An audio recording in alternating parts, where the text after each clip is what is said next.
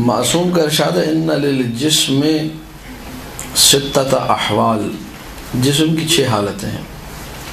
اس حدیث کو اگر ہو سکے تو آپ لوگ لکھ لیجئے، ان للجسم ستۃ احوال، جسم کی 6 حالتیں ہیں۔ الموت والحیات، المرض والصحہ، النوم والیقظہ۔ ریپیٹ کر رہا ہوں، الموت والحیات، المرض والصحہ، النوم والیقظہ۔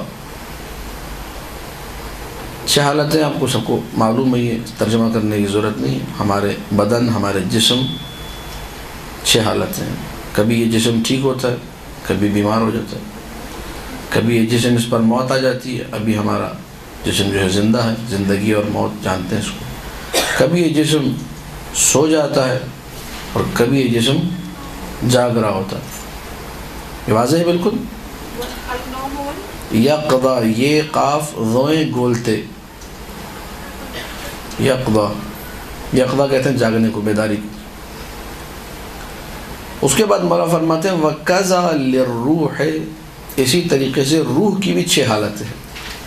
اس طرح جسم کی 6 حالتیں، موت ہے، حیات ہے، مرض ہے، صحت ہے، نوم ہے، یقظہ ہے، سونا اور جاگنا۔ اس طریقے سے روح کی بھی 6 حالتیں ہیں۔ ان 6 حالتوں کو لکھی بیان کرنا یہی چاہ رہا تھا میں، 6 حالتیں آپ تک پہنچ جائیں۔ فَعِلْمُهَا حَيَاتُهَا، روح کی جو زندگی ہے وہ علم ہے۔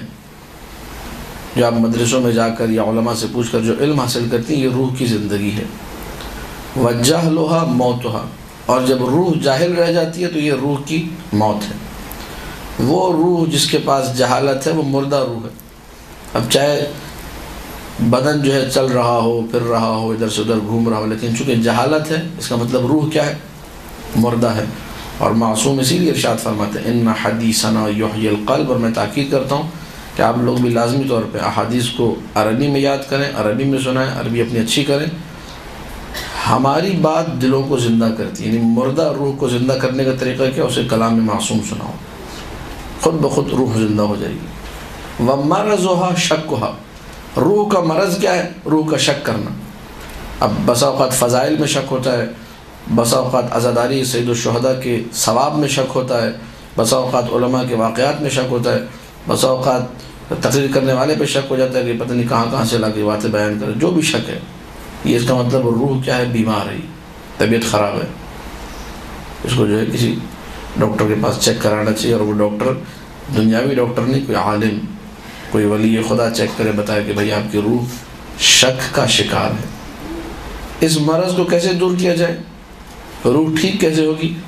کہا وَيَقِينُهَا صِحَّتُهَا، روح کا یقین جو ہے وہ اس کی صحت ہے۔ روح کو اگر مرحلہ یقین مل گیا، اس کا مطلب روح ٹھیک ہو گئی۔ اور یقین کہاں سے حاصل ہوتا ہے؟ احتیاج طبرسی کی روایت ہے، امیر المؤمنین علی بن ابی طالب سلام اللہ علیہ فرماتے ہیں اللہم صلی علی محمد و آل محمد۔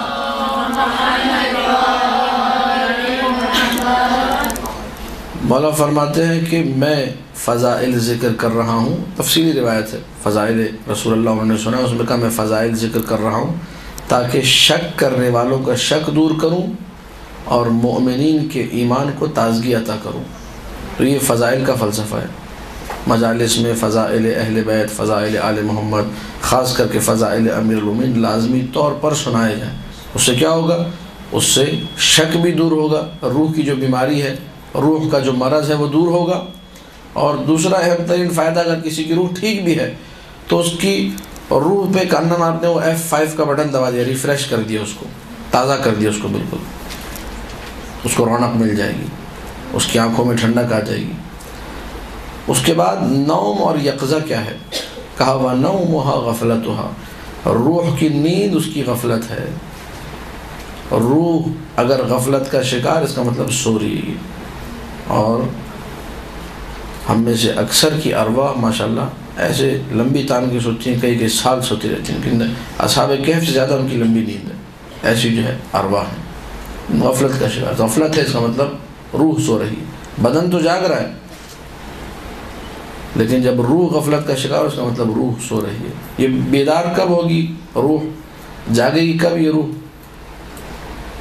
وحفظها یقظتها، جب اس کو یاد آ جائے گا کچھ، جب اس غفلت سے نکل جائے گی یہ روح، تو اس کا مطلب روح بیدار ہو گئی ہے۔ برحمتک یا ارحم الراحمین وصلی اللہ علی محمد وآلہ